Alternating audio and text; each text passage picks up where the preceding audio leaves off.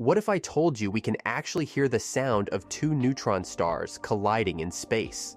These cosmic crashes create ripples in the fabric of space-time that we can detect right here on Earth. Scientists recently made an incredible breakthrough using seismic analysis to study these gravitational waves across vast distances of thousands of light years. By examining the fluid dynamics during these stellar collisions, researchers observed how space itself warps and bends. This discovery isn't just fascinating, it's revolutionizing how we allocate our astronomical resources and track cosmic events.